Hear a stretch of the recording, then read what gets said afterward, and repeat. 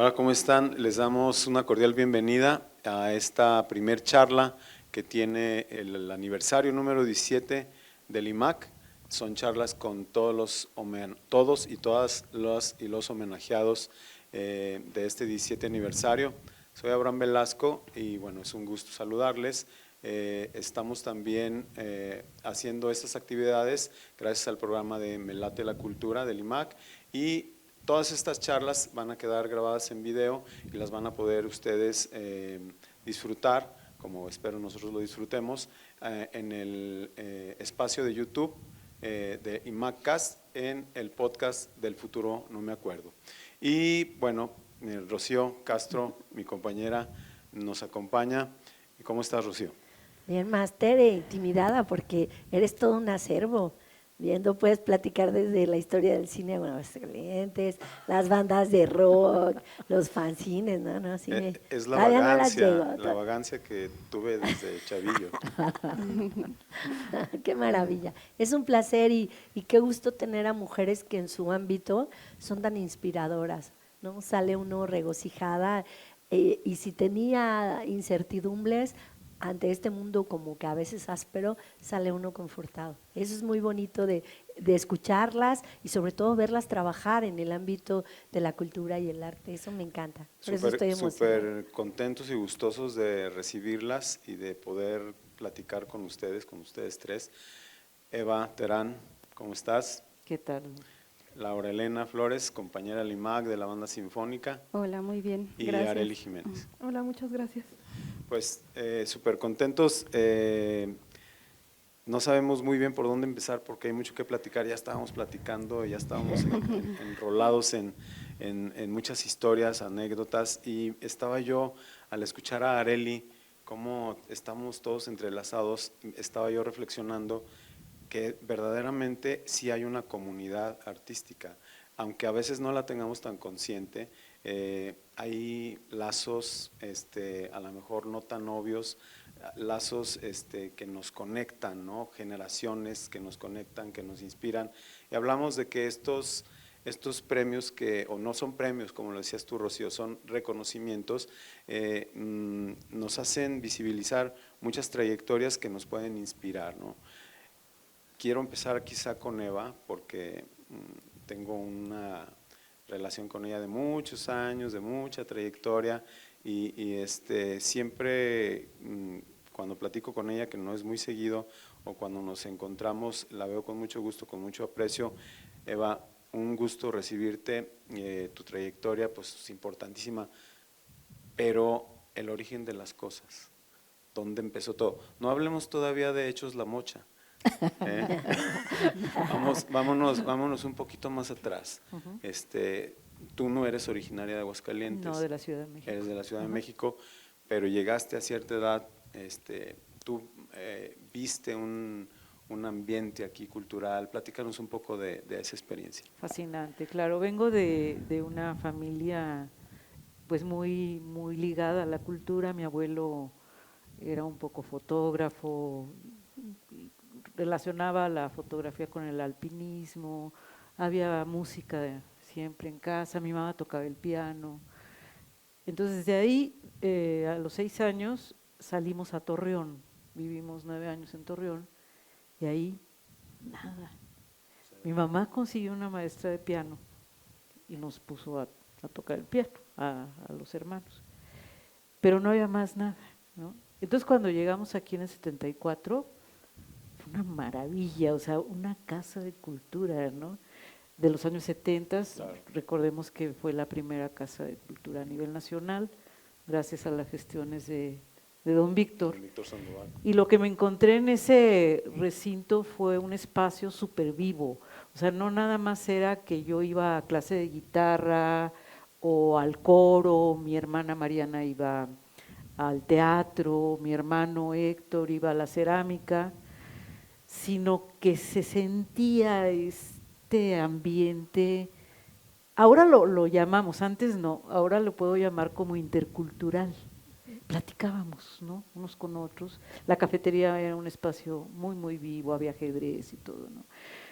Entonces eso como que nos prendió a toda la familia, ¿no? Nos prendió muchísimo y todavía platicando con mis hermanas y mi hermano, decimos que fue nuestra segunda casa, ¿sí?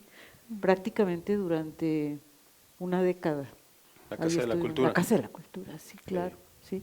Y de hecho, mi primer trabajo, acabando de estudiar sociología, a invitación del maestro Ladislao Juárez, fue como coordinadora de casas de cultura municipales, ¿no? Entonces, mi primera oficina pues estuvo en la Casa de la Cultura. Por eso amo yo la Casa de la Cultura, de veras, en verdad. Ahí tuve mi primer novio, ahí hice las amistades que todavía a la fecha conservo con mucho cariño. Eso te iba a comentar que tu familia, hablas de que ya eran en los años 70 y había como varias familias que digamos estaban muy metidas todas Claro, esas familias en la claro. cultura y en el arte, ¿no? La familia Sí, Juárez, así es. la familia Sandoval, Así es. la familia del Galván. maestro Galván, Ajá. y todas esas familias dejaron como una secuela muy positiva, una herencia que hasta la fecha siguen Sí. pues activas, ¿no? Es que no te puedes quitar esa carga tan maravillosa que vivimos en Claro. ese tiempo. ¿Y por qué, o sea, si traían toda esta interés, todo este acervo ya cultural desde pequeños, por qué decidiste estudiar sociología y no algo artístico? ¿Por qué no lo seguiste en el piano? ¿Por qué no? Porque tienes intereses y gustos y sensibilidad artística, pero te fuiste por una carrera, pues, sociología, Sí. investigación, Ajá. análisis, etcétera, que yo creo que lo has conjugado excelentemente. Sí, de hecho. Ajá. Pero ¿en qué momento decidiste qué camino tomar? Sí, pues tuvo que ver mi papá y mi mamá. Mi papá era abogado, entonces había ido a la universidad y él decía, mis hijas tienen que ir a la universidad, ¿no? En aquel entonces la universidad tenía como 3 o 4 años de que había abierto y todavía no era tan frecuente que las mujeres fuéramos a la universidad. Y mi mamá era mujer de hogar y lo que quería era justamente, no, tienen que estudiar, tienen que empoderarse en el estudio, en la economía, para que tengan más herramientas de desarrollo, ¿no? Entonces, o sea, yo no veía otro escenario más que pues a la universidad, ¿no? ¿Y qué fue lo que sucedió? Que yo buscaba cualquier cosa menos que no tuviera matemáticas, ¿no? Entonces, sociología sonaba a nada, la verdad, ¿no? Pues, ¿a qué suena, no? Y ya entrando, ya estudiando, pues me di cuenta que es tan versátil que después lo pude corroborar y pude incluso hacer diagnósticos aplicando sociología en el campo del arte, Claro. ¿sí? Entonces así fue como empaté mis dos Oye, rutas. y te tocó una generación también universitaria muy peculiar también, como de pioneros en muchos sentidos. Yo me remito otra vez a las cuestiones artísticas. Por ejemplo, en esos años que ustedes llegaron empezó Radio Casa de la Cultura, por ejemplo. Como tú dices, había un movimiento cultural en la Casa de la Cultura que estaba boyante todo el tiempo, ¿no? Y en la universidad misma también iniciaron muchas cosas, ¿no? Tú fuiste parte de algunos de esos grupos artísticos, si mal Ya, no eso recuerdo. fue bueno, desde la preparatoria han de conocer al maestro Chuy Malo. No, más bien… Perdón, Oscar Malo, Malo, claro. ¿sí? Él, cuando yo estaba en el bachillerato de petróleos, que se llamaba antes, La ¿verdad? prepa Ahora de es sí, petróleos. exacto. Me invitó a participar en un grupo que se llamaba Canec, y creo que fue de los primeros grupos de música latinoamericana. Creo que fue el primero. No lo sé, pero sí de los primeros. Hay que ¿sí? investigar. Hay que investigar, hay que hacer un diagnóstico. Y ahí estuve pues con Chuy Malo, Oscar y otras personas, bueno, Rafa de la Rosa, Rafa de la que Rosa, lo has de conocer, ¿no? Y ahí fue como mi primer grupo, ¿no? De yo cantante, cantando folclore latinoamericano que me Música de encantaba, protesta. música de protesta, ¿no? Yo siempre me he considerado como una mujer de izquierdas, entonces venía mucho la música latinoamericana de protesta de aquel entonces, ¿no? Sí. Entonces desde ahí empecé, ¿no? Desde el grupo Canec, y ya en la universidad, a fines ya de la licenciatura, se me ocurrió, porque se me ocurrió a mí, un grupo, vamos formando un grupo, ¿no? Y ya fuimos invitando a quienes estuvieron colaborando en un inicio, que era, me imagino que conocen al doctor Salvador Camacho, al doctor Andrés Claro. Reyes, bueno, de las personas, a mi hermana Mariana, Víctor Solís, que fue finalmente el director, e hicimos el grupo Hechos la Mocha, Hechos que la duró Mocha. aproximadamente 9 años el grupo, en diferentes facetas, primero como universitarios, después yo fui directora de la Casa de la Cultura de Jesús María, ahí conocí a Abraham. Ahí fue donde nos topamos. Exacto, como maestro de piano, y ahí cambió un poco el grupo a música tradicional mexicana, Ajá. y posteriormente ya como más yaceado. Ya cuando yo Juan entré Acaste ya tú. era otra cosa. Otra cosa O sea, el totalmente grupo se diferente. fue transformando. Estaba es. también Raúl, ¿cómo se apellidaba? El baterista del grupo Excalibur, que también fue uno de los Ajá, primeros grupos de ciertamente. rock que Sí. hubo. Y yo me la pasé muy bien, ¿eh? Sí, Ahí, yo también. en Hechos la Mocha. Sí. Fue muy poquito la duración de mi participación ya ahí. Y estuviste creo al que ya final. después esa fue la última etapa, si Sí, mal no- ya, sí, o ya. sea, se acabó, Se acabó. Hechos Ajá. la Mocha. Ya después ya seguí yo tocando con Víctor Sí, en exacto. otros proyectos. Ajá. Y entonces nos comentabas que al salir de la carrera te invitan a hacer El maestro Juárez, sí, era muy amigo de mi papá y de hecho nos invita a los dos, a mí como coordinadora de casas municipales y a mi papá como jefe del Departamento de Recursos Humanos, ya entramos los dos, ¿no? Y ahí pues fue conocer, empezar a entender qué era esto de la gestión cultural, de la promoción cultural, ¿no? A nivel de casas municipales, empezar a ¿Ya entender. existían las casas de cada municipio más o menos? En ese tiempo solo existía, ya tenía tiempo, la de Calvillo y la de Rincón de Romos, y cuando entré yo se inauguraron la de Pabellón de Arteaga, San Pancho, San Pancho. y Jesús Jesús María. María, Sí, claro. y finalmente yo acabé en la dirección de la Casa de Jesús María. Era un mundo nuevo, o sea, se estaba iniciando Sí. todo pues no sé, todo este proceso, todo este desarrollo de la cultura en Aguascalientes y bueno, entonces podemos considerar que fuiste también parte de ese inicio, fuiste pionera en ese sentido.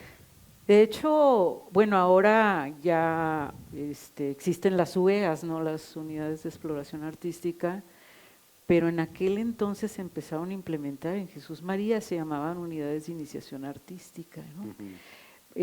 Posteriormente yo fui coordinadora de algo que se llamó Centro Infantil de Enseñanza Artística, que era en lo que fue el Colegio Guadalupe Victoria y después la Escuela de Idiomas. Sí. Bueno, ahí duró muy poquito esto, Sí. ¿no? Duré como 2 años y mi jefe era ¿cómo se llama? Bernal Sagún, Alfonso Bernal Sí, Sagún. claro, sí.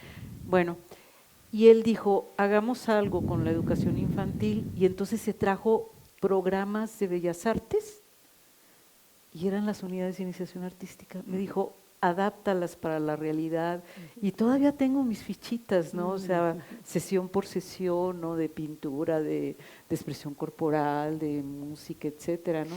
Desde ese entonces empezaron, ¿no? Otra que también los empezó fue la maestra Erika Ortiz, que también tiene toda una historia. Sí, también Erika, le mandamos un saludo a Erika, que fuimos compañeros en la Ponce como maestros también de iniciación musical para niños. Le podemos decir, si estamos transmitiendo, que cualquier persona que quiera hacer una pregunta, un comentario, puede escribir para que nos diga, y también a nuestras otras invitadas, Laura, Areli, Rocío, cualquier cosa que quieran agregar, porque si no vamos a parecer que estamos aquí cotorreando nada más, Eva y yo, ¿verdad? Ajá. Fuiste descubriendo toda esta parte de la gestión cultural cuál fue tu experiencia, cuál fue lo que tú fuiste como desmenuzando para saber qué necesidades había, cómo se podía expandir esto. Siempre la cultura ha sido, o se dice, que sana, que ayuda mucho. Claro. ¿Cómo fue cómo es este descubrimiento o esta experiencia que tú fuiste desarrollando? Porque, digo, podemos llegar a la parte donde ya fuiste directora del IMAC, que también ahí nos volvimos a encontrar, y ya ahí yo percibí como proyectos muy claros, en muchos sentidos, ejes transversales, cosas como muy definidas y que a lo mejor hasta perduran hasta el momento en el mismo IMAC. ¿Qué fuiste tú desmenuzando ahí? ¿Qué intereses fue despertando en ti todo este proceso? Sí, yo creo que la experiencia más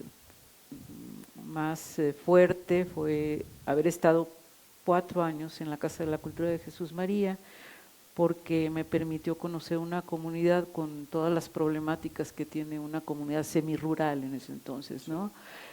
Y ya con mi oficio de socióloga empecé a entender que la cultura tendría que servir para construir paz, ¿sí? Para incrustar derechos humanos. Yo todavía no pensaba en multiculturalidad, en interculturalidad, eso ya es nuevo, ¿no? Pero ahí dije, no, la cultura no es como yo la viví, ¿no? Que era por el gozo de ir al teatro, de tocar la guitarra, que es muy lindo, por supuesto, ¿no? Sino que tenía que tener otro camino, otra ruta, que creo que afortunadamente ya se ha generalizado muchísimo más, ¿no? Sobre todo en los institutos municipales de cultura del país. Entonces ahí dije, no, la cultura tiene que servir para algo más, para hacer comunidad, claro. ¿sí? Pero fue también con el bagaje de sociología, por supuesto. Claro. Y te recuerdo también como directora del Museo Posada. Sí, bueno, fue muy cortito, fue como 1 año, fue un interinato, y bueno, pues ahí estuve porque la maestra Castro pidió una licencia y estuve ahí un ratito. Entonces, tienes una larga trayectoria dentro del Instituto Cultural de Aguascalientes. ¿Saliste del Instituto Cultural en qué momento? Luego, ¿qué fue lo que pasó? Sí, bueno, coordinadora de Casas de Cultura Municipales, directora de la Casa de la Cultura de Jesús María, directora interina de Guadalupe Posada, coordinadora de este Centro Infantil de Enseñanza Artística, y finalmente me salí. Tenía a mi hija ya muy pequeñita, ¿no? Y decidí como quedarme en casa. Y ahí ya mi hijo estaba más como de 4 o 5 años, Juanito. y Arcelia Martín Jauregui, ella tenía un cargo en la M. Ponce. Sí, ella fue mi jefa. Ah, bueno, yo llevaba a mi hijo a que tomara clases de arte, ¿no? Y pues sentada yo ahí leyendo cualquier cosa mientras acababa la clase, y Arcelia me dice, en lugar de estar ahí sentada, ¿por qué no te pones a dar clases? Entonces ahí fue otra experiencia, porque fueron las unidades de iniciación artística en la Ponce, duré 2 años, ahí sí directamente yo era la que daba clases, ¿no? Porque bueno, finalmente más bien me la he pasado como en la gestión, pero no dando clases. Entonces estuve 2 años, fue como en el 91, 92 más o menos, que di clases con los chiquitos y me encantó, en verdad. ¿Ahí en La Ponce? En La Ponce. Órale. Estuve 2 años. ¿Estuviste sí. Después que yo estuve ahí? Ya está. A mí ya no, de hecho yo no me sabía esa etapa. Sí. Sí, y luego, Eva, ¿qué siguió? No, después vino burocracia, me metí al INEGI, duré 10 años en el INEGI, luego vino la academia, estudié la maestría, el doctorado, me metí a dar clases en universidades, estuve en el Instituto de Educación, en la Coordinación de Investigación Educativa, y después ya caigo al IMAC. Caes al IMAC y ahí nos volvemos a encontrar, ahí te encuentras también con… ¿Ahí estabas tú también? Por ya? supuesto. Sí, ¿verdad, Rosario? Claro. Fue la primera vez, la doctora ya estaba, y siempre lo pienso, que fue una gran guía en mi vida, no solo laboral, porque ella y yo no nos conocíamos, yo la conocía de nombre, sabía que había estado en el INEGI por Toño Guerrero, sabía de su trabajo, pero pues cuando yo la vi trabajar en el IMAC, me inspiraba muchas cosas, porque yo empecé a ver las publicaciones, ¿no? Publicaciones como La Catrina, que se hacía en tiempo récord, y que ahí hay una relatoría, una narrativa de los diferentes personajes de la cultura Claro. en ese momento, ¿no? Claro. Fue trabajar como una revista, o sea, bueno, ya existía antes de que yo llegara, pero una revista en el formato de el Time de periódico, ¿no? O sea, rápido, pero bien escrita, ¿no? Entonces, pues me gustaba tanto la revista que empecé a colaborar, gracias a Daniela Mezquita, y así conocí a la doctora, porque me rebotaba los textos y me decía, ¿sabes qué? Me dijeron que le falta esto. ¿No? Yo sabía que el listón estaba muy alto, entonces eso implicó hasta que la doctora, yo ingresé al IMAC por ella, me invitó a trabajar y para mí ha sido uno de los momentos estelares de mi vida. Yo quisiera que junto con esta trayectoria académica, cuando platicábamos tú y yo, decíamos que cada una de las invitadas viven vidas como en multiversos, ¿no? Porque viven su vida académica, su vida personal, que es muy inspiradora, y su vida como activistas, ¿no? De diferente índole. Y en el caso de la doctora, no solo fue la jefa del trabajo rudísimo en el sentido de exigente y disciplinada, sino la calidez de la verdadera sororidad. Yo lo puedo decir así como con mucha emoción. Y ayer, ahorita que estamos platicando, ella estaba enfrente de mí. Y no era como quien tiene a su mamá en el festival de baile y se le truenan los pies, sino el gusto de verla ahí nombrada, porque pues a mí me tocó una etapa muy turbulenta, muy áspera de mi vida, y pues el IMAC me permitió distraer mi mente, enfocarme a lo que yo ya era. Fue como de veras una recuperación, pero no fue en esta actitud de benevolencia, ¿no? A mí me parece que a veces quiero hablar de algo que me importa cuando me preguntan y yo digo, yo ni sabía de eso, ¿no? Como hay un cierto feminismo como orgánico, pero yo no entendía muchas cosas, ¿no? Y menos la sororidad, pero yo la viví con ella.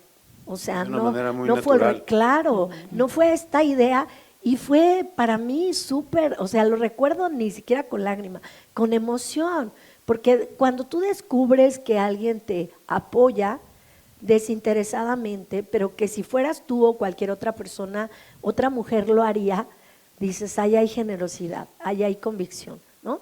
Sin que mediara el cariño y el afecto, y esa idea de querer que todos los personajes que trabajábamos con ella luciéramos, ¿no? Sacáramos lo mejor nuestro, pero sin esta actitud condescendente de mamá chequeadora que te permito todo, ¿no? Sino esta actitud de aquí estoy, ¿no? Te estoy apoyando, vamos, tú puedes, ¿no? Entonces eso yo lo celebro y yo quisiera preguntarle, que siempre me pregunté, ¿en qué momento se volvió esta palabra, este liderazgo femenino que nos trae tanta seguridad, tanto cariño, tanta confianza, porque pues tiene un montón de followers, entre esas yo, pero muchas mujeres que la queremos, le admiramos, pero ¿cuándo hizo su causa? Usted dice que siempre ha sido, me queda claro que en los hechos mujer de izquierda, pero quisiera que enumerara, sé que son muchas, pero su activismo, ¿no? Eso que de es followers que, nada más me sonó como que a lo mejor te puedes convertir en influencer. Oh, sí, lo voy a explorar. sí, y monetizar. Pues el feminismo yo creo que ha sido mi bandera más fuerte, porque he sido feminista desde el 78, 79, que empezábamos a celebrar en La Ponce, por cierto, el Día Internacional de las Mujeres, ¿no? Que éramos 5 o 6 mujeres, ¿no? Y ya. Pero pues siempre he estado convencida del feminismo, y mi activismo ha sido muy enfocado a esto, ¿no? A la fecha pues yo sigo siendo y me moriré siendo feminista, ¿no?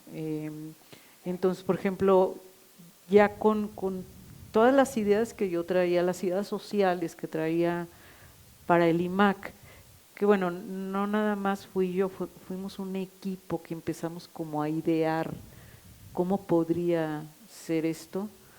Entonces, pues obviamente el tema de género fue fundamental. Les dije, va porque va.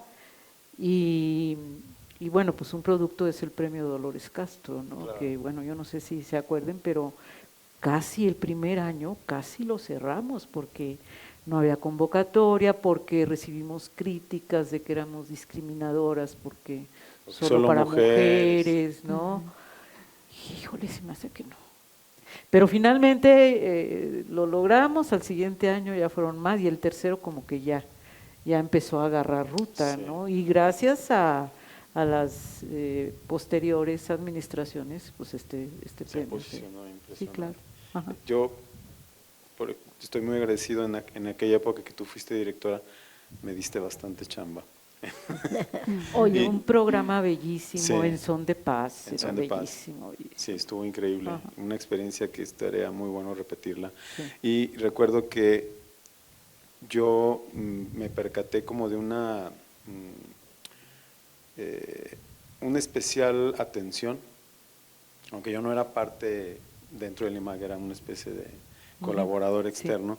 Me acuerdo que yo vi mucha consideración a las compañeras del IMAC y recuerdo a las compañeras de la banda, que hubo un trato como más justo para la banda y para sobre todo las integrantes de la banda. No sé si recuerdas algo de eso, Laura. Pues sí, sí recuerdo cuando usted estuvo ahí y pues sí empezaron pues programas y estuvo pues muy bonito, sí, como estuvo usted ahí. Sí. ¿Cuál es tu experiencia, tus recuerdos de la banda? Tú tienes 27 años en la banda, Laura, y bueno, antes de que ya nos hiciéramos cargo de la banda, después de que Eva salió, yo recuerdo que la banda era así, siempre ha sido un grupo muy solicitado, siempre ha sido un grupo, yo diría, está saturado de trabajo, muy complicada la agenda y con una historia pues impresionante. Tú tienes 27 años como integrante de la banda y has tenido pues diferentes cabezas, digamos, en el Instituto Municipal de Cultura. Incluso estuviste, yo creo que antes de que la banda fuera parte del Instituto Municipal. ¿Cuál fue tu ingreso a la banda? ¿Cuál ha sido tu experiencia en la banda? O si quieres empezamos desde antes, ¿cómo fue que te interesaste en hacerte clarinetista? ¿De dónde viene todo esto? Pues bueno, mi papá es músico también, entonces pues yo creo que de ahí empezó a nacer mi interés por la música. Yo estuve en la escuela de música ay, se me olvidó, en la Ponce, sí, empecé como a los 12 años, ajá, en la escuela, es que se me fue el nombre, estoy un poco nerviosa. Empecé en la Sacra, en la escuela de música Sacra. Okay. Sí, ahí empecé como de los 12 años, empecé con piano y coro. Y ya después de ahí, pues mi papá como conocía al maestro Fernando Soto García, entonces ya él pues le dijo que pues si queríamos fuéramos a estudiar ahí a su escuela. O sea, él estaba en el Navarrete, ahí estaba la escuela de la banda. De la banda sinfónica. Ajá, de la banda sinfónica. Ya me integré ahí y pues ya ahí fue donde yo empecé a tocar el clarinete. Ajá. O sea, fuiste de las niñas alumnas que formó el maestro Fernando Soto, don Fernando y Soto el García. maestro Chayo también, ¿no? No. ¿O no te tocó él? No, él no me tocó. Oh, ok. No tuve el gusto de conocerlo. Sí. Fueron ellos formadores muy importantes de muchísimos Sí. músicos alientistas en Aguascalientes que también yo recuerdo que tenían fama en la región, que en Ajá. Aguascalientes los músicos de alientos eran los mejores que había en la región. Yo recuerdo que había, o sea, la escuela que ellos formaron en la banda, Sí. en la banda sinfónica, que no sé si ya para aquellas fechas ya se consideraba, creo que sinfónica se consideró a partir de los años 80 o algo así, Sí. por la formación, pero fueron grandes formadores. Entonces tú eres producto de esa escuelita que tenía la banda y Sí. luego ya muy niños empezaban ahí a ingresar a la banda y a practicar ya de Sí. manera seria, digamos, ¿no? La música. Sí, pues de hecho sí fue, eran todavía menores de edad cuando ya entraban pues a un trabajo formal Claro. de la banda sinfónica, entonces Pues sí, igual yo a los 15 años ya ingresé a la banda como miembro de la banda sinfónica. Ok. Y pues desde ahí hasta entonces sigo en la banda como clarinetista. Ujú. Hay un arraigo ahí fuerte, ¿no? ¿Qué es lo que tú sientes? O sea, has tenido algunas otras oportunidades de tocar en otros lados, etcétera. ¿Por qué permanecer en la banda? Qué es lo que te mueve? ¿Qué es lo que te amarra ahí a estar a la banda sinfónica? Pues sí he estado en otros grupos, estuve también en la Casa de la Cultura, en la Orquesta Juvenil. También tuve el honor de participar en el Premio Dolores Castro con un trío. O sea, sí he hecho algunas otras cosas, pero pues sí, o sea, sí estoy en la banda sinfónica, ahora sí que con todo mi corazón por siempre. Hasta donde Sí. tope. Pues sí. Oh, qué Así bien. es. Arely, pues vamos a pasar a platicar con Arely, Rocío. Háblanos de tus orígenes, de tus intereses, de tus inicios. Creo que quisiera comenzar nombrando que en mi familia no había ninguna persona del todo artista.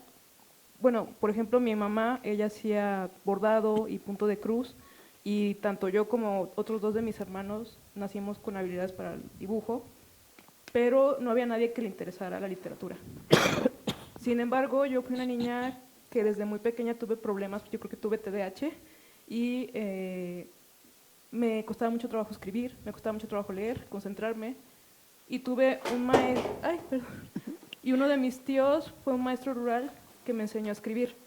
Y volviendo un poco a lo que mencionaba Eva, de cómo estas prácticas comunitarias, estar contagiando a través del pensar en otros y de compartir a otros la cultura, fue que llegó a mí.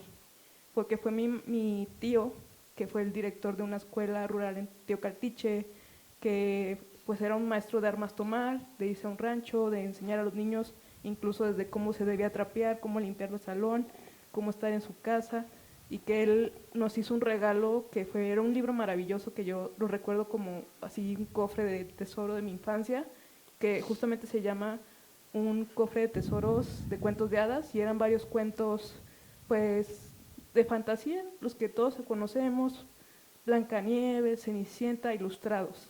Entonces eso capturó mi atención, y yo desde la primaria empecé a escribir poesía y empecé a escribir cuentos, y mi primer premio fue una caja de galletas que me dieron en un supermercado por declamarle un poema a mi papá el Día del Padre. Ese fue mi primer premio de poesía, por así decirlo. Y ya yo seguía avanzando, yo desde que estaba en sexto de primaria, pues los maestros me decían que era la escritora. Perdón, ¿un poema tuyo? Sí, Ok. sí. ¿Y recuerdas algo del poema? Porque los escritores y las escritoras tienden particularmente a recordar un verso, una palabra. ¿Qué decía el poema, al menos? No lo recuerdo. Yo tenía, en sexto de primaria, yo tenía un cuaderno que estaba lleno de poemas que escribía, porque mi mamá también escuchaba muchos boleros, escuchaba toda esta música de como romanzas, serenatas y así. Y yo lo escuchaba con mucho placer, y me gustaban las imágenes que utilizaba, qué relicario de mi juventud, que escuchara Los Panchos, que escuchara… Todo eso como que se fue permeando en mí. Y cuando llegaron, creo que fue en el gobierno de Fox, unas bibliotecas para cada aula, yo me emocioné mucho, yo me puse a leer, y pues también me impulsaba mucho mi maestra, que de hecho encontró en la basura un como librero, y lo agarró, se lo llevó a la clase y le dijo a los padres de familia que hicieran donación de libros. Y como que esas personas periféricas que tal vez no fueron así puntuales fueron las que me fueron empujando a ese camino. Y yo la verdad no recuerdo qué decía ese poema, o sea, recuerdo muchos poemas chiquititos de niña que le escribía a mi mamá, le escribía a mi abuelita, y un cuento que escribí de Navidad, y que fue mi primer premio de cuento, porque me gané un rompecabezas como en sexto de primaria. Entonces siempre ha estado eso presente, y ahora que me han estado mencionando todo esto, por ejemplo que la maestra Eva estuvo en el Guadalupe, ¿verdad, Victoria? yo recuerdo que la primera obra de teatro que vi en mi vida fue una sobre Fausto, que se representó en el Guadalupe Victoria cuando yo estaba en la secundaria, que a mí me gustó muchísimo. Y veo como todos esos esfuerzos que hacemos todos por la cultura, por aportar, están llegando, o sea, pareciera que no tienen ese eco, pero sí lo tienen en las personas que menos imaginamos. Y pues lo que estábamos comentando hace rato, que cuando yo tuve 16 años, yo entré a la preparatoria Jesús Reyes Heroles, que estaban los cofrades, estaba la cofradía, y me tocó escuchar cómo el maestro Juan Pablo de Ávila leyó un poema sobre Acteal, que nos dejó conmovidos a todos los alumnos ahí.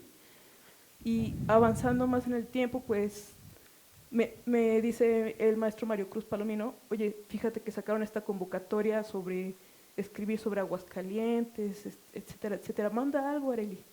Y yo mandé, y sí que gané el primer lugar, y fue pues otro pequeño premio literario, ¿no? Y Puros primeros lugares. sí, es que también yo tenía como esa necesidad de validación, porque creo que sí nos llega a pasar. De ofrecer, de exponer lo tuyo, ¿no? Ajá, de ofrecer lo mío, de decir, soy buena en esto, creo que sí lo puedo hacer. Entonces, yo entré a la carrera de letras y pues ahí conocí también a la maestra Analú, a la maestra Guadalupe Montoya, que de hecho ella estuvo ayer conmigo, porque para mí es como mi mamá literaria, ella fue la que más impulsó, porque pues toda mi familia se negaba que yo estudiara letras hispánicas, de hecho yo era la alumna que estaba así rogándoles una plática con los padres de familia porque a mí me querían sacar, y pues fue entre la maestra Nalú y entre la maestra Lupita fueron las que, bueno, cuando tú escuchas la carrera de letras hispánicas, quizá no te llega la primera imagen de a qué se va a dedicar tu hijo, como cuando dices médico, como cuando ¿Y dices… de dónde vas a ganar dinero para vivir o qué? Sí, entonces pues mi familia siempre se opuso rotundamente, ¿no? Así que yo estudiara eso. Y yo tenía la necesidad de mostrarles que podía hacerlo bien y desde los primeros semestres empecé a ganar premios, y buscaba mostrarles, ¿no? Sí puedo hacerlo, sí lo puedo hacer. Y hubo ahí dos hechos cruciales que me fueron convirtiendo también como escritora, que fue el fallecimiento de uno de mis tíos, de mi tío que me enseñó a escribir, mi tío Rafa, que fue maestro rural, y posteriormente fue la muerte de mi padre, que también él falleció, y fue algo que me marcó totalmente, porque si bien yo empecé escribiendo poesía, ya cuando estaba en los primeros semestres de letras yo decía que no podía escribir eso ni entenderlo, y que solamente podía ser narradora, pero cuando mi padre estaba falleciendo, yo entendí la poesía, ¿no? O sea, agarré algo sobre la muerte del mayor Sabines y todo tuvo sentido para mí, porque dije, es que esta persona sintió lo mismo que yo siento, ¿no? Entonces empecé a entender la poesía como un corazón universal, en el que todas las emociones humanas, todo lo que sentimos, se queda ahí concentrado para cuando necesitemos asomarnos a ese pozo de ternura, diría Enriqueta Ochoa, que es otra de mis poetas favoritas y de la que hice mi tesis. Y pues al poco tiempo de que falleció mi padre, bueno, yo escribí un libro que se llamó La noche es otra sombra, que es un poemario que envié al premio Desiderio Macías Silva. Llevaban 5 años sin que alguien de la Universidad Autónoma lo ganara, y mi premio trajo de vuelta, bueno, mi poemario trajo de vuelta el premio a la Universidad Autónoma. Y pues yo seguí escribiendo, ¿no? O sea, y en parte me siento muy feliz porque en ese año también quedé becada por la Fundación para las Letras Mexicanas, esta fundación que viene pues de Octavio Paz, y me fui a Jalapa, y de hecho quien organizó mi viaje, pues aunque ya estaba él moribundo, fue mi papá. Él organizó mi viaje, él me mandó. A mí me tocó ya no vivir con él su último cumpleaños, yo estaba del otro lado del país estudiando literatura, pero él estaba muy orgulloso de mí y creo que eso me hace sentir pues muy contenta, ¿no? En el fondo. Y fue pasando el tiempo y creo que a partir de ese momento yo empecé a ir a encuentros internacionales y nacionales de literatura, empecé a compartir más obra, a publicar más, y 2 años después es cuando se me diagnostica la enfermedad renal crónica, ya casi en el último semestre de la carrera de letras hispánicas, que, bueno, yo haciendo breve comercial aquí para los que nos ven, hay una etiología desconocida que se presenta de la enfermedad renal crónica en nuestro estado específicamente, en jóvenes de 18 a 30 años, sin antecedentes de diabetes, sin antecedentes de hipertensión arterial. Y esa enfermedad se está gestando, ¿no? Yo desde la preparatoria tenía síntomas, pero nunca me había dado cuenta. Hasta que ya me tocó a los 22 años enterarme de que me quedaba menos del 20% de mi función renal y que estaba a un paso de necesitar diálisis. Y pues fue un nuevo evento muy fuerte para mí. Y pues nuevamente la poesía fue mi herramienta para reinterpretar mi realidad, para poder atravesar ese camino sinuoso, oscuro. Yo necesité mi voz interna, necesité las palabras para tener de qué agarrarme. Y de plano, pues sí me dio la depresión súper fea, y los primeros 6 meses yo dejé de ir a la universidad, yo dejé de hacer todo, pero después de ahí surgió un poemario que se llamó Hablar con el aire, y lo mandé a un concurso internacional, y quedó seleccionado, ganó el segundo lugar. Fue un concurso que organizaba TV Azteca a través de una organización que ellos tienen que se llama Caminos por la Libertad. Y me tocó viajar a México y recibir el premio.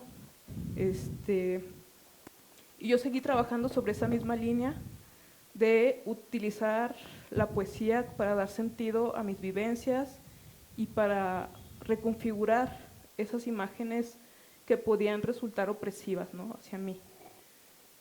Y pues mi siguiente trabajo se llamó La metamorfosis del lago, en el que analicé mucho la gordura, porque yo fui alguien que vivió bullying toda la secundaria por estar gorda, y es algo de lo que cuesta mucho trabajo hablar. Yo escribí entonces ese poemario también, que es un poemario que está escrito en prosa y que también pues no mereció un premio como tal, pero una mención honorífica sí.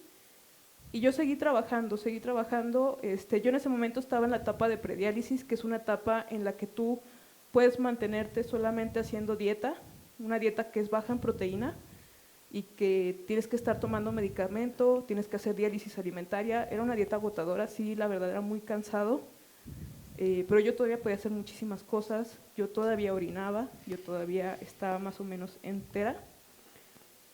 Y pues ya para el 2018 fueron pasando los años. En el 2018 yo envié mi último escrito porque decidí independizarme. Yo sabía que iba a venir la diálisis y que en mi casa familiar no tenían los recursos para sostener ese tratamiento, que es un tratamiento que tiene requerimientos espaciales muy específicos. Yo me independicé, me salí de mi casa aunque tenía una enfermedad terminal crónica, y escribí un poemario que se llamó Una mujer sola, y lo volví a mandar al Caminos de la Libertad y quedó en tercer lugar. Y también ese año fue mi último encuentro de poesía nacional. Acudí a San Juan de los Lagos, me parece, no, a La Chona, perdón, a La Chona para un encuentro de poesía, donde levanté un cartel gigante diciendo necesitamos órganos, dona. Y ya fue mi última participación pública, porque yo entré a diálisis ese año, o sea, entré en el 2018 en agosto, y fue un proceso corporal muy difícil. ¿Y cómo estás ahorita, Arely? O sea, ¿cómo te sientes? ¿Cuáles son tus planes? ¿Cuáles son tus proyectos? ¿Estás bien? ¿Cómo te sentiste ayer con el reconocimiento que te dimos? No, fue una maravilla, ¿sabes? Me dio mucho gusto ver a todos, de verdad, porque muchas personas que han estado en el IMAC y que me conocieron desde que yo fui estudiante de letras, que me acompañaron en mi camino, les tocó ver cómo yo, de verdad, llegué a tener momentos muy en el fondo, tener momentos en donde casi morí, sin exagerar. Momentos en los que, de hecho, cuando fue la presentación de mi primer libro que se publicó, un libro que yo doné generosamente a las estudiantes de la materia de procesos editoriales de la UA, yo les dije, miren, tengo este libro que no le hice nada, no quedó en ningún concurso, yo se los regalo. Si necesitan material para hacer un libro en su materia, úsenlo. O sea, porque ellas pensaban hacer una antología de mi poesía. Yo le dije, mira, tengo este libro entero, te lo doy, no está usado en nada. Y ese libro se llamaba Madre Piedra y otros poemas. Y finalmente ese libro gustó tanto como quedó, que el maestro Orozco y otras personas importantes de la Universidad Autónoma, pues sí estuvieron gestionando su publicación y que se me donara íntegra la edición a mí. Y pues ese fue mi primer libro. Y yo cuando lo presenté, yo acababa de pasar por una bacteremia, se había infectado mi catéter de hemodiálisis y una bacteria me estuvo recorriendo como si fuera un tour, todo el cuerpo. Me pasaron varios eventos, casi tuve un EBC, casi no desperté, dejé de caminar. Y de hecho fui en silla de ruedas a la presentación de mi libro. Por ejemplo, ahí estuvo presente Alex Zúñiga, que fue de las personas que me apoyaron para poder ir a esa presentación. Y fue muy bonito, la verdad, o sea, yo casi no podía ni hablar. Yo iba con oxígeno porque todavía tenía agua en mis pulmones y aún así se pudo presentar ese libro y creo que también me entregaron un reconocimiento que se llamaba Las 8 del 8 por mis aportes a la cultura. Y todos los libros que he podido publicar han sido por gestos muy generosos de personas, sobre todo de aquí de Aguas y de Chihuahua, porque mis siguientes 2 libros, que fue Las noches otra sombra, el poemario que le escribí a mi padre, y Metamorfosis del lago, se editaron en Chihuahua, bajo el sello de, ¿cómo se llama esta editorial? Se me fue ahorita el nombre, pero Sangre Ediciones, bajo el sello de Sangre Ediciones. Y yo ya estando un poco más estable por ahí del 2021, me puse el propósito de que voy a terminar un libro de cuentos, sea el último que haga, y un libro de cuentos que hable sobre la diversidad mental, o sea, sobre las neurodivergencias, que hable sobre la enfermedad renal, porque estamos locos y enfermos de los riñones y quiero hablarlo, quiero decirlo. Porque otra cosa que me ha atravesado mucho en mi proceso como escritora es el suicidio, porque yo lo intenté muchas veces, muchas, y me ha costado trabajo sacarlo adelante, y de hecho mi proyecto PEGRA del año pasado, el tema que yo abordé fue una exploración poética del suicidio femenino en Aguascalientes, y di conferencias sobre cómo se ha abordado por Piedad Bonet, cómo se ha abordado por Chantal Mellat, que ambas han hablado del suicidio. Pero bueno, me estoy como oyendo por… No. Para nada. Estamos aquí Muy para escuchar. atentos a escucharte. Yo quiero preguntarte algo, Arely. Los que te conocemos desde poco hasta los que te conocen en la profundidad, nos parece siempre sobrecogedora tu valentía, ¿no? Porque nos toca a veces a mí encontrarte en la calle, en el tránsito del hospital. Alguna vez coincidimos cuando tú entrabas al hospital solita y yo iba esperando a mi esposo, ¿no? Y con mi hijo, y pensar que aparte la vida y tu vida, la manera en que la has vivido, ha permitido apoyar a otros, porque yo veo que tu trabajo en redes para divulgar la sensación, el dolor y el sufrimiento que conllevan una enfermedad, ¿no? Porque la manera en que lo haces hace que uno entienda la enfermedad en general, que se hermane con la persona que le duele, porque a veces como cuidador de un enfermo o cuidadora te desligas, te separas, y no es que te vuelvas insensible, sino que el agotamiento te hace que te olvides del enfermo y a veces de ti mismo, primero de ti mismo, ¿no? Pero yo he visto que en redes hay un trabajo muy insistente de tu parte, aparte de tu poesía, de tu proceso, de tu autocuidado, ¿no? Que más de una vez yo identifiqué, sin que sea un juicio, la soledad que había dentro de ti para sobrellevar una enfermedad así, ¿no? Desde los traslados, pero todavía tener esa generosidad para producir dípticos, banners, información que ayudara a otras personas con esta enfermedad. Yo ayer decía que a pesar de sufrir medularmente esta situación de tus riñones, eso no te hizo monotemática, ¿no? He visto a lo largo de tu trayectoria, de todo lo que hablas, pero esa insistencia, ese punto de la enfermedad, que todos evadimos en esa ilusión de ser inmortales. ¿En qué tiempo piensas en los otros enfermos renales? ¿Qué hay con ese activismo en apoyo a otras, particularmente mujeres?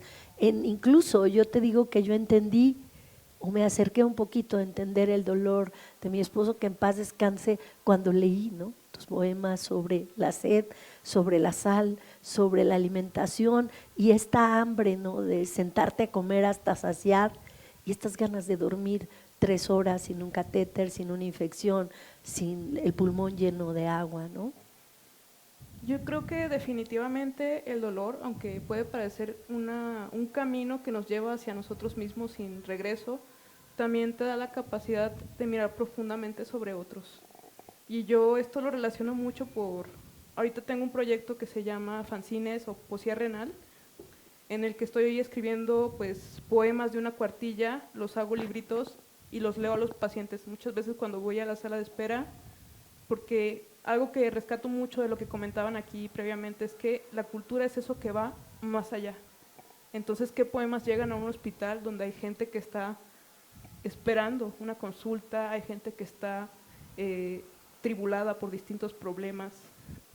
Entonces yo he llegado estos días, porque también me costaba a mí, a veces yo no tenía la entereza física para poder hacerlo, pero llegué hace como un mes y, compañeros, les traigo un poema que se titula Sirena, y se los leía. Pues es que miren, cuando yo estaba en hemodiálisis, pues yo me hinchaba mis piernas y parecía que en vez de sirenas yo tenía una cola, de piernas tenía una cola de sirena. O compañeros, cuando yo pasé diálisis peritoneal, me salía un catéter aquí de mi estómago, yo tenía una raíz, y esa raíz me permitía permanecer en el mundo. No era un catéter, era una metáfora, era una raíz. Yo era una flor y eso era mi raíz, y me tenía que estar regando, porque los baños de diálisis son cada 4 horas. Entonces, ese ha sido un poco mi interés, y esos poemas que yo he escrito sí he visto que les ayuda, porque he tenido casos de madres que me escriben y, oye, yo no entendía por qué mi hijo estaba tan triste, yo no entendía por qué mi hijo no quería aceptar las cosas, por qué no quería comer, porque ciertamente cuando tú ya no tienes riñones, pues hay ciertas sustancias en tu sangre que se acumulan y que tienes que cuidarlas desde tu alimentación. Yo decía en este poemario que se llama Una mujer sola, que a veces la caricia más íntima que podemos tener hacia nosotros mismos está en la comida. Es una forma de acariciarnos, de querernos, el escoger ciertos alimentos que sabemos que no nos van a hacer tener hipertensión, porque si nos sube el calcio o si nos sube el potasio, se nos descontrola el corazón, nos puede incluso dar un paro cardíaco. Y es una forma de amarrar a las palabras y que de cierta manera me arraiguen a mi realidad, que no me permitan rendirme. Y eso lo decía mucho un poeta chileno que a mí me encanta, porque él escribió un libro que se llama Diario de Muerte, Enrique Lin, que él decía, ya no hay nada más que decir, o sea, si ya no hay nada más que decir, es que definitivamente estamos derrotados.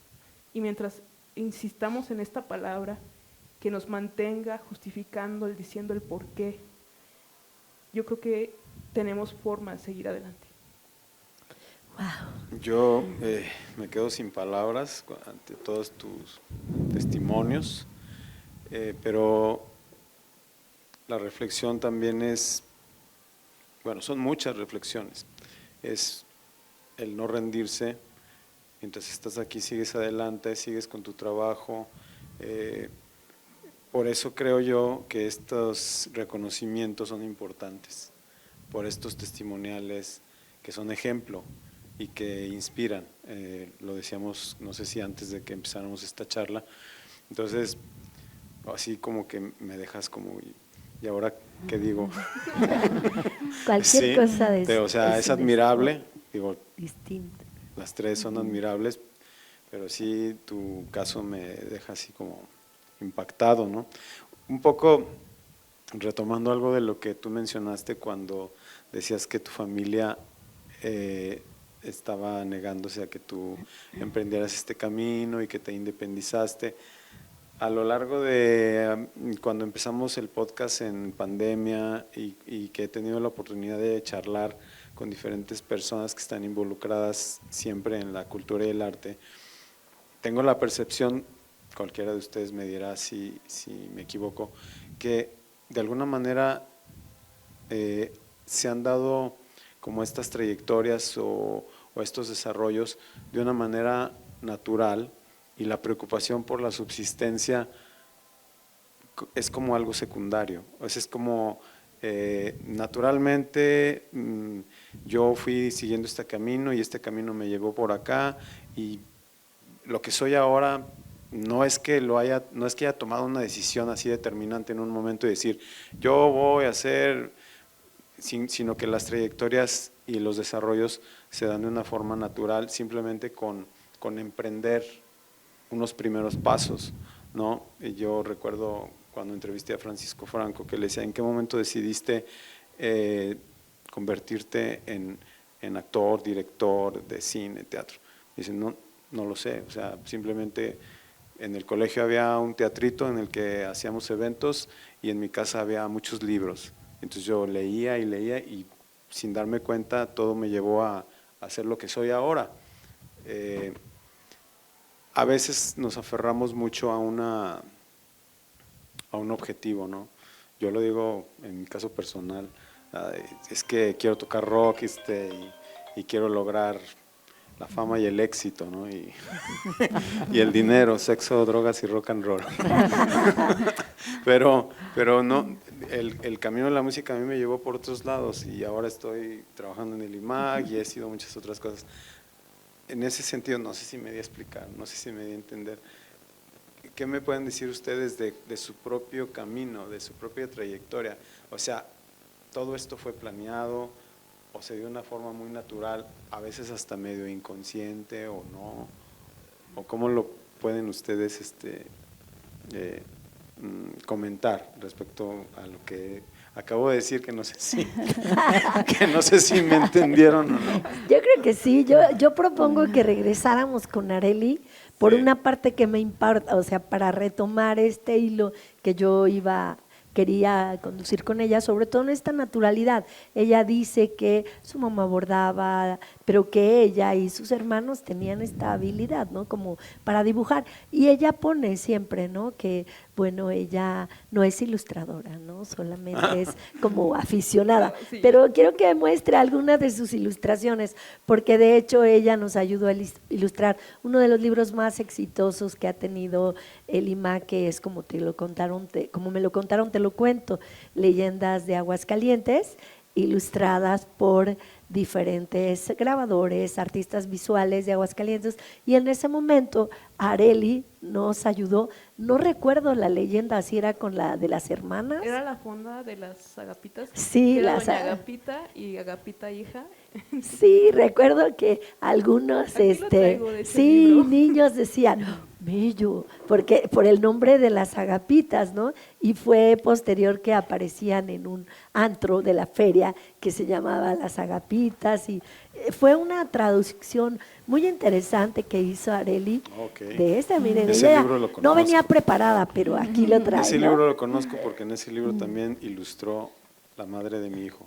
Sí, Mi Hanna mujer, Ballesteros Ballesteros. y Pedro de David Salas, que investiga sobre los Por ejemplo, aquí está, y a quien yo conocí ayer fue a Pedro, que yo no sabía que él también había participado con grabados, y que yo dije, pues yo también estoy allí, yo también participé, y son estas mis ilustraciones. Yo siempre pues he hecho nada más un curso de dibujo en mi vida, cuando estuve en la universidad,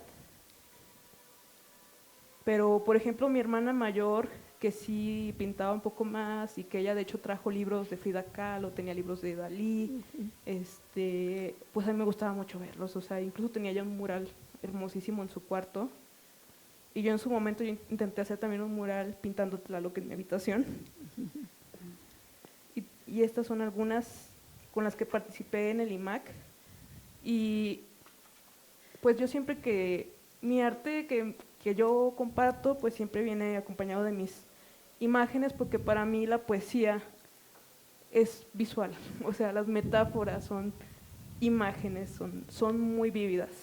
Entonces, por ejemplo, yo que siempre les digo a las personas que me identifico con las sirenas, porque si yo iba con agua en un pulmón, podía seguir respirando, aunque ese mar de la sed me estuviera reclamando el cuerpo, yo podía seguir respirando, podía seguir caminando.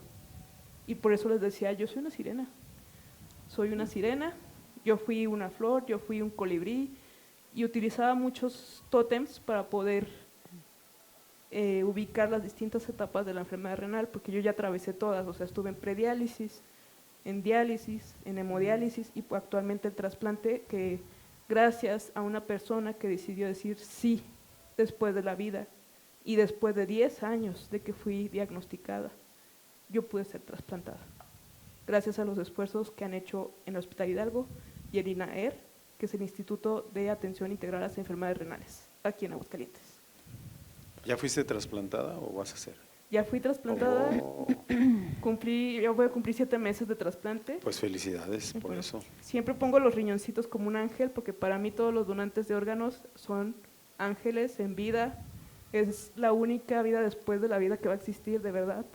Espero que de verdad piensen en cómo nosotros cuando recibimos un riñón, cuando por fin nos dicen que ya vamos a volver a orinar, que ya no vamos a estar en una máquina de hemodiálisis.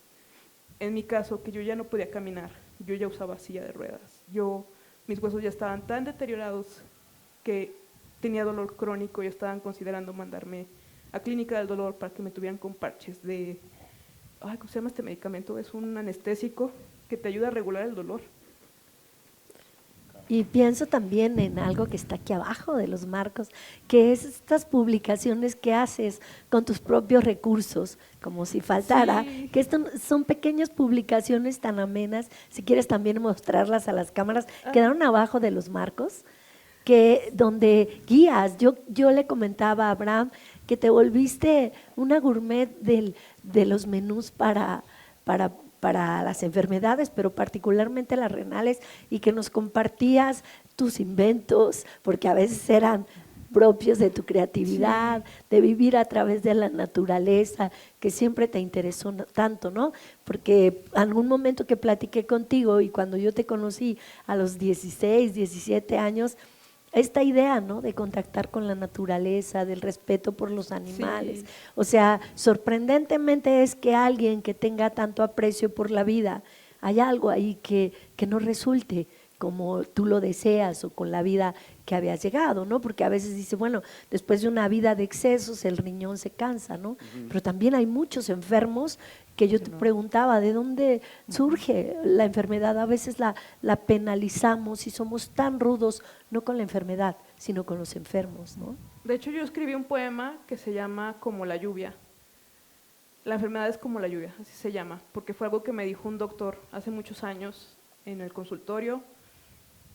Como ya les comenté, aquí en Aguascalientes ya casi es una pandemia, ya de hecho se están haciendo tamizajes renales en secundarias para identificarlo, porque muchos pacientes fuimos diagnosticados a los 20 y tantos años. Y pues, ¿qué dijeron los médicos? Por ejemplo, el doctor José Manuel Arriola, que es el director del INAER, vamos a ver a las personas 10 años por debajo de esa edad.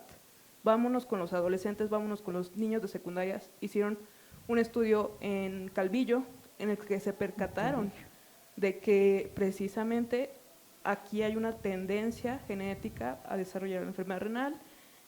Nacemos con los riñones un poquito más disminuidos del común de las personas, y esa disminución en su masa y en sus células, que son las nefronas, va generando un sobreesfuerzo del órgano que lleva a una hipertrofia del órgano. El órgano, para poder compensar sus funciones a lo largo de la vida, crece, y eso lleva a una posible enfermedad focal segmentaria, y finalmente avanza hasta ser una enfermedad renal crónica, que es algo que ya no tiene vuelta atrás, ni con un trasplante, ni con nada. O sea, tú tienes que abordar y asumir un camino de enfermedad que ya sabes que va a ser para toda la vida.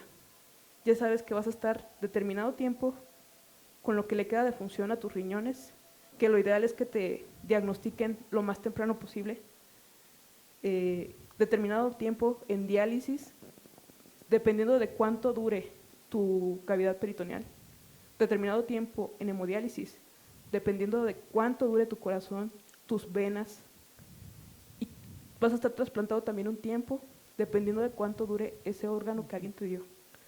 Entonces, yo desde esta enfermedad lo que he podido ver es que nosotros cedemos parte de nosotros mismos para mantenernos vivos. O sea, yo dije, quiero recibir un trasplante y voy a ofrecer, para tener eso, voy a ofrecer mi sistema inmunológico. Lo entrego, porque ese es un órgano vital, el riñón, es un órgano vital. Y como les menciono, ya me perdí un poquito, aquí hay muchas personas que son diagnosticadas muy, muy jóvenes, que no tienen ningún antecedente, y tiene que ver mucho con este estudio que se hizo, donde se identificó esta etiología no identificada, tal cual así se llama, donde personas exageradamente jóvenes debutan como pacientes renales a los 20 años. Nos decías 18. que el doctor te decía que era como una lluvia, ¿no? Sí. Y a eso íbamos para pastillas de Arely Jiménez y la otra publicación que tú haces con tus propios recursos, que Miren, me es parece esta. increíble. Es que se llama La enfermedad es como la lluvia, porque Sí. lo más común que te digan es que tú enfermaste pues porque tienes los riñones chiquitos, ¿no? Pero en realidad es que cuando la enfermedad aparece, pues ya están tan cicatrizados tus riñones que no pueden ni siquiera saber qué fue lo que lo provocó. Y yo le dije al doctor, no, pues es que a mí me dijeron que mis riñones estaban chiquitos desde que nací. Y él me dijo, no, Arely, no, ese no es tu diagnóstico, tú tuviste una enfermedad pero no saben cuál fue, porque ya no tuvieron tiempo para hacerte una biopsia, sacarte un cachito de riñón y estudiarlo. Pero no te sientas mal, o sea, piensa que así como hay días de sol, también hay días de lluvia, y a ti te tocó un día de lluvia, pero que tú puedes disfrutarlo, tú puedes pasarlo bien. Entonces surgió este pequeño poemita de esa consulta que yo acudí como en el 2017, y siempre lo pongo con dibujitos, con imágenes, para que sea pues amigable con los pacientes.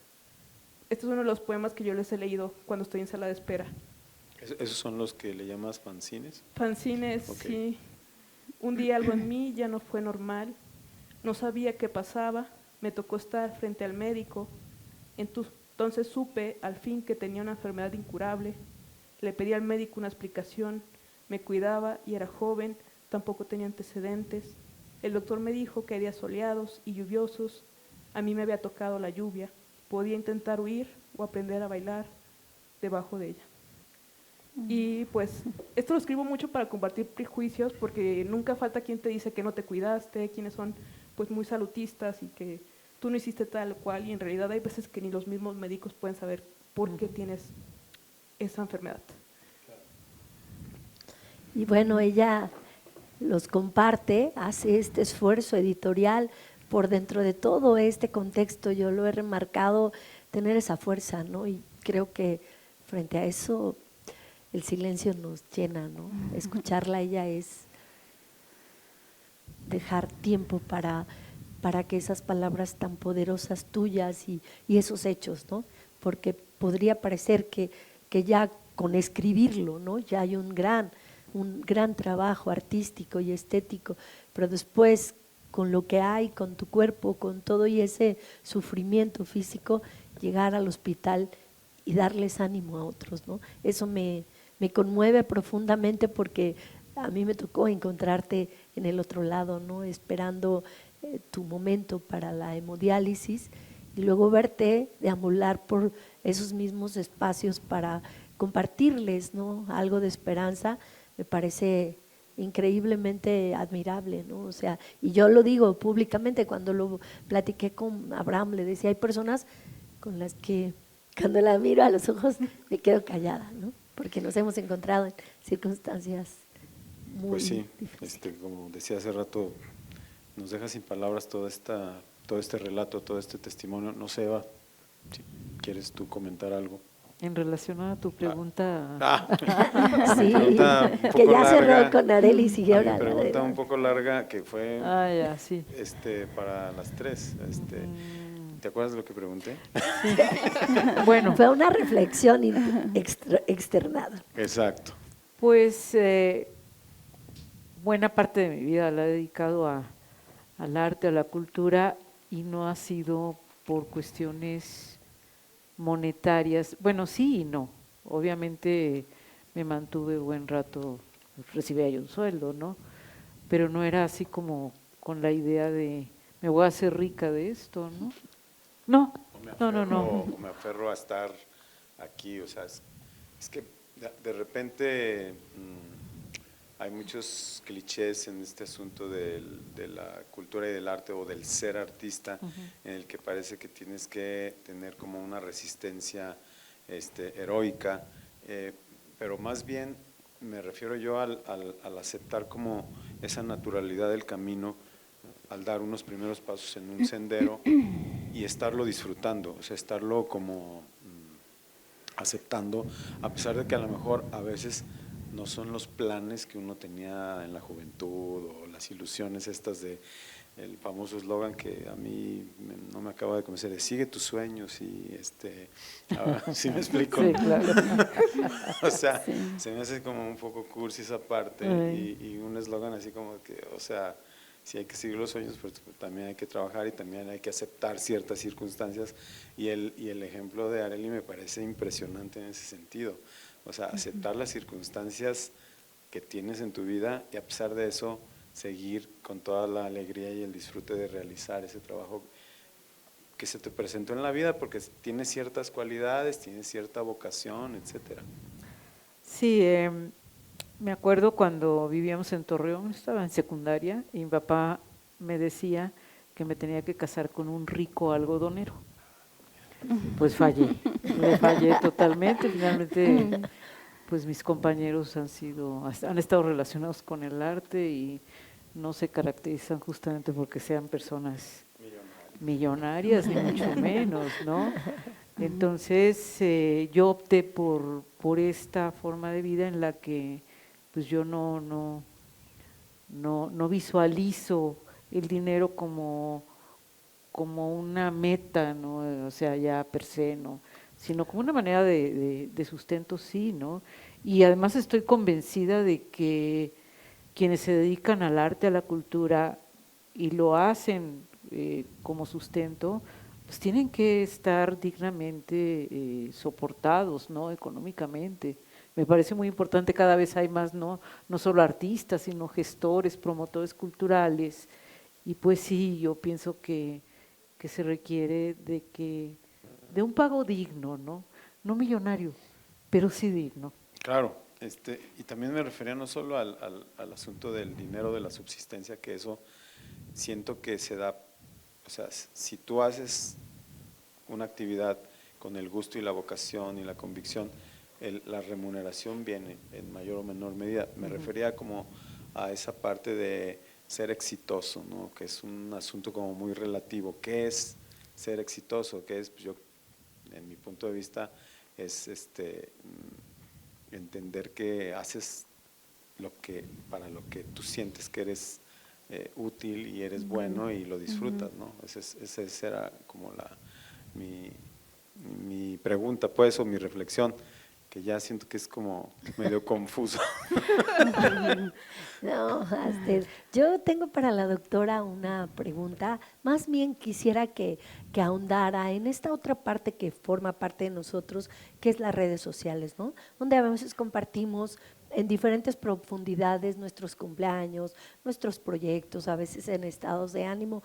Pero yo recuerdo este momento en que estuvo en la comunidad Croscherán, donde realizó actividades, ¿no? ¿En Cherán? Ajá. Ajá. Y de esa experiencia me gustaría que nos compartiera algo, ¿no? Que nos trajera alguna anécdota con alguien de la comunidad, porque sabemos que también las comunidades, en su buen celo por conservar, porque han sido despojadas históricamente, no dejan entrar a cualquiera y los discursos los ven con desconfianza. Me refiero a que no quieren pan de lo mismo, ¿no? ¿Cómo fue integrarse a la comunidad, hacer este trabajo comunitario, de pronto con una actitud muy genuina y hermosa? Yo vi pequeños datos, no llevábamos bitácora, ni usted tampoco la llevaba, pero pequeñas fotos de la comunidad que me asombraba saber lo que estaba haciendo y me daba el gusto de decir, sí, sí es ella, yo sigo Sí. siendo su follower. Bueno, primero comentar que Cherán es una comunidad indígena purépecha, está enclavada en la meseta Tarasca o meseta purépecha. Es una comunidad muy icónica porque fue el primer municipio autónomo ya reconocido por el gobierno mexicano, con una tradición de lucha muy, muy fuerte, ¿no? Yo fui invitada en el 17 por jesuitas en un proyecto que se llamó Reconstrucción del Tejido Social, y fui a trabajar algo que se llamaba Educación para el Buen Convivir, que ha sido otra línea en la que he estado sobre todo últimamente, ¿no? Implementando, piloteando un modelo, una especie de modelo de educación para la paz y los derechos humanos. Cuando yo llegué, pues tuve la fortuna de vivir con una familia purépecha, ¿no? La familia que yo considero como mi segunda familia, ¿no? Y ahí pude gozar de la vida indígena, ¿no? De todas sus tradiciones, de las fiestas. Yo extraño muchísimo las fiestas, o sea, cada 8 días era fiesta, ¿no? En particular, perdón, ¿qué es Ajá. lo que más extraña de la fiesta? Porque pareciera que hoy en el centro de la ciudad tenemos todo el tiempo fiesta, desde el miércoles, jueves, viernes y sábado, pero ¿qué en particular de las fiestas? El hacer comunidad, ¿sí? Las fiestas son un mecanismo de cohesión social muy, muy importante. Y bueno, yo quisiera nada más comentar una experiencia. ¿Cómo fui aceptada en Cherán? Porque no es fácil, ¿no? Como comentaban, Claro. pues una comunidad que ha recibido diferentes tipos de violencia, entonces pues se retrae cuando llega alguna persona extraña. Yo llegué, pues traté, no, lo logré, ¿no? De ir a las escuelas, ¿no? Para plantear el modelo. No, complicado, ¿no? Y pasaron 6 meses. 6 meses. Cuando yo salgo a una fiesta patronal, y las personas bailan así, se agarran así como del brazo y van baile, baile, baile. Y yo viendo. Y una de ellas, una mujer, me dijo: venga, doña Eva, báilele, doña Eva. Así me decía, ¿no? Yo dije, ya con eso lo logré. Y finalmente, ya los últimos días, la misma familia me vistió así como de purépecha, y eso era como un signo de que yo era muy bien recibida por la comunidad. Ahí lo dejé. Qué maravilloso. Digo, me habías dicho eso, ¿cómo fue que llegaste ahí? ¿Cómo te conectaste para hacer este trabajo? Por los jesuitas. Ah. Sí, los jesuitas tenían este proyecto de reconstrucción del tejido social. Yo me conecté con uno de ellos, dijo: Cherán, hay una oportunidad. Y entonces, gracias a los vínculos que tenían con ciertos actores claves en la comunidad, fue que pude entrar. Difícil, les digo, por esta situación de no ser aceptada inicialmente, y luego porque el proyecto no sonaba a algo concreto, ¿no? Vengo a implementar un proyecto de construcción de paz en las escuelas. Bueno, ¿y eso como para qué sirve, no? Sí. Era complicado poder convencer a directores y directoras, ¿no? Ya que entrábamos ya era más sencillo, pero fue muy difícil, ¿no? ¿Y cuál fue el resultado de ese trabajo? El resultado fue, sobre todo, bueno, es muy amplio, pero una de las vertientes que yo elegí fue la capacitación a personal docente. Y esto lo hacíamos no nada más a través de teoría, digamos, perspectiva de género en las escuelas. No solo llego y digo, esto es la perspectiva de género, sino que utilizábamos juegos que se llaman dinámicas socioafectivas, dinámicas que tenían que ver con cuestiones de género, y las teníamos que jugar. Entonces, ya entendí yo después que ese era un mecanismo de sensibilización para docentes. De tal manera que un maestro acabó muy conmovido y dijo: nunca había escuchado nada por el estilo, y además me doy cuenta que nunca le he dicho que amo a mi hijo. O sea, como que le movió mucho los sentimientos, porque de eso se tratan las dinámicas socioafectivas, de mover, de que entren al cuerpo, a la sensación, para después provocar reflexión. Entonces, lo que logramos fue la sensibilización al personal docente. Lamentablemente ya mi trabajo terminó 2 años después, y no pude hacer como una evaluación, ¿no? de realmente cuál fue el impacto. Sería interesante, pero pues ya me fui. Sí, de todas maneras las semillas quedaron ahí Sí, sembradas sí. y eso es muy importante. Como mencionaba hace rato Arely, a veces no te das cuenta hasta dónde llega el impacto de este tipo de cosas o de cualquier otro quehacer que tú tengas que dejó sembrado una inspiración, una semilla ahí en alguna persona. Estamos casi ya sobre Sí. tiempo, Rocío. Yo tengo una pregunta para Laura. A ver, ya Es que tengo preguntaste una mucho. para Sí. todas, pero para Laura, cuando me ha tocado ser espectadora o en las pocas veces de presentar la banda representa la alegría en las plazas, en los lugares y en los poquitos que me ha tocado diferentes conciertos, cada uno tiene su temperatura, no solo física, ¿no? Sino el espacio, la gente, pero algún concierto que tú recordaras memorable, porque a veces muchas de las veces pasa en la banda, ¿no? A pesar de la lluvia, de mucha gente, del lugar, de que si se oye en el fondo la música de la parroquia o las tamboras, y ustedes siguen tocando casi integrándose de una manera milagrosamente armónica dentro de ese caos. ¿Qué concierto recuerdas teniendo tanto tiempo dentro de la banda como algo que te llene el corazón, que tú digas, este concierto fue significativo en mi vida? Pues han habido varios. Ajá, tocamos una vez en el Teatro Aguascalientes con el grupo Son 4. Ese concierto fue muy bonito, muy emotivo. Y pues sí, a veces, como dices, sí se batalla un poquito con el sonido porque pues no los alcanzas a escuchar como cantan. Entonces tienes que ir siguiéndolos y pues sí es difícil. Ajá, pero pues muy emotivo, perdón, muy emotivo y muy bonito. ¿Y en Sí. plazas? ¿Alguna plaza que tú recuerdes?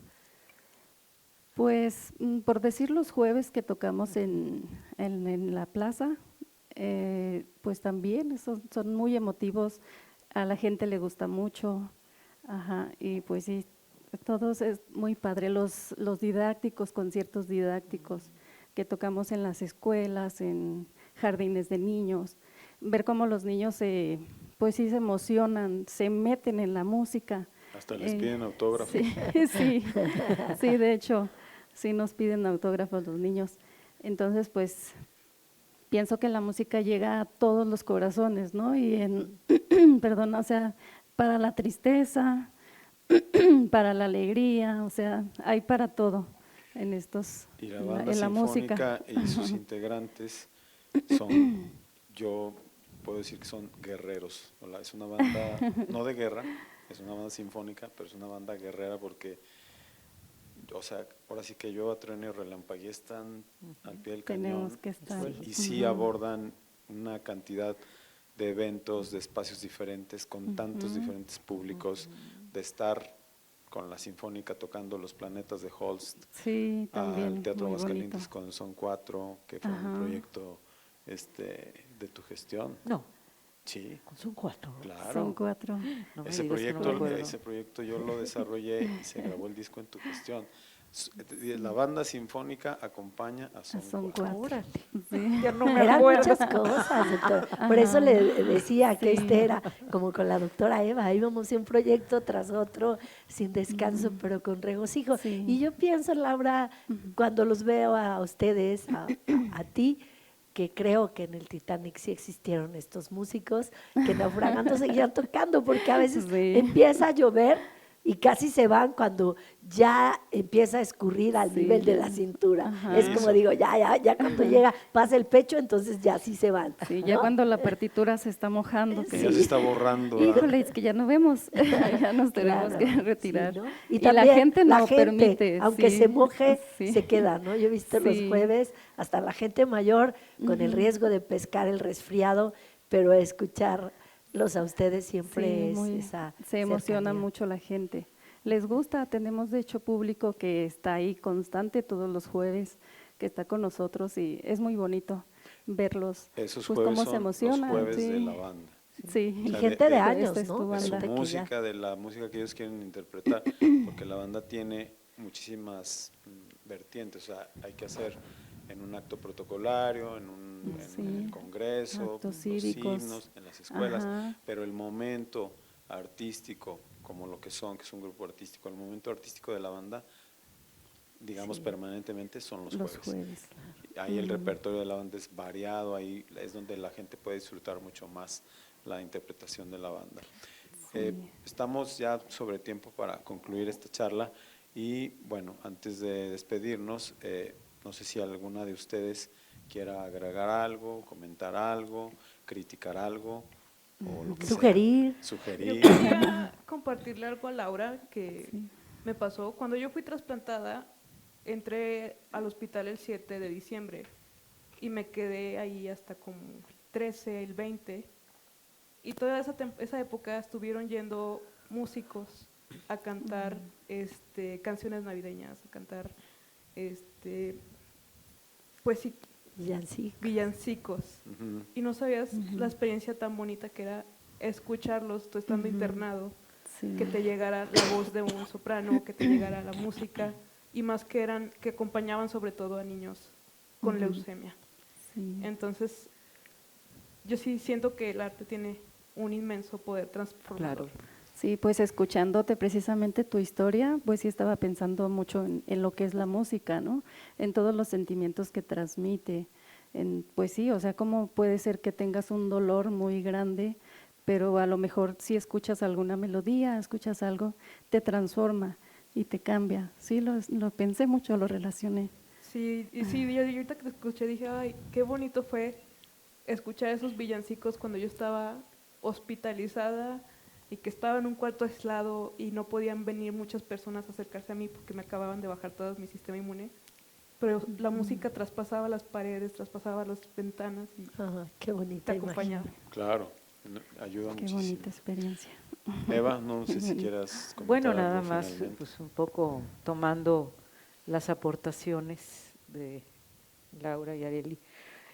La cultura hace comunidad, la cultura es sanadora, como tu caso, y eso me parece que es vital en la vida humana y en la vida social, ¿no? Por eso, yo me acuerdo cuando estaba dando clases de las unidades de iniciación artística, que en reuniones de padres y madres de familia yo les decía, no importa si el hijo o la hija van a ser artistas, no. Pero lo que sí importa es que tengan una formación artística, porque eso va a abrir panoramas de vida. Claro. Entonces, por eso todas las personas tendríamos que ejercer el derecho a la cultura. Tener acceso a Sí. la cultura todo el tiempo. Sí, así es. Y poder tener un discernimiento y una sensibilidad para poder decidir muchísimas cosas, ¿no? Muchísimas gracias, Eva. Un Gracias, gusto, al contrario. como siempre. Un placer. Laura, muchísimas gracias. Nos vemos seguido, tú y Sí. yo, en la chamba. No, pues gracias a ustedes. Muchas Gracias por gracias. estar con personalidades tan distinguidas como ustedes. Y Y a Arely, todos.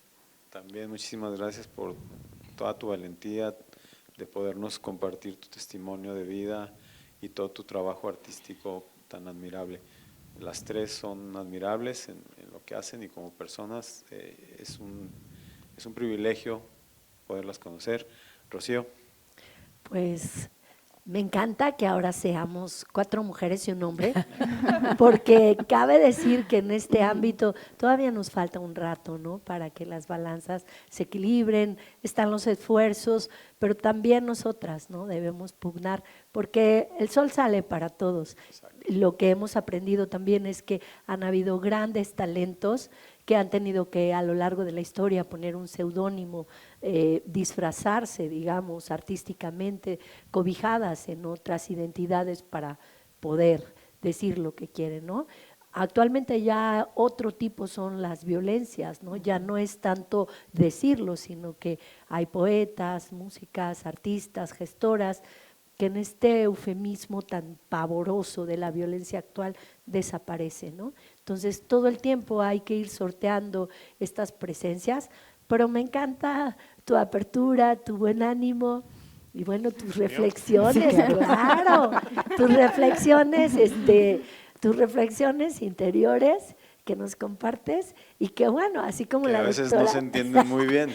No, sí lo alcanzamos, sí lo Es alcanzamos. la edad, es la edad. Máster. Este- Pero así como dijo la doctora Eva, ¿no? Que en la comunidad alguien se atrevía a decir que quería a su hijo, pues nos da gusto estar con un hombre que se atreve a decir que quiere su música, su vida, su familia. Y por eso me encanta que me haya tocado contigo y con 3 mujeres admirables y guía, ¿no? Pues muchas gracias por tus palabras. Te digo que cada vez que hablas me siento como un analfabeta, No. pero bueno, muchas gracias por la atención de todos ustedes que nos vieron por redes, de los que están aquí presentes. Un gusto y un privilegio. Muchas gracias al IMAC.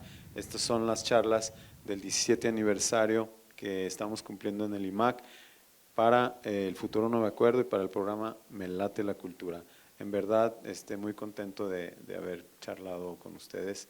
Muchas gracias y hasta la próxima. El próximo viernes tenemos la siguiente charla, aquí desde Manos también, y si quieren asistir aquí al auditorio de Manos, es para todo público y entrada libre. Muchas gracias y muy buenas noches. Gracias. Gracias. Gracias.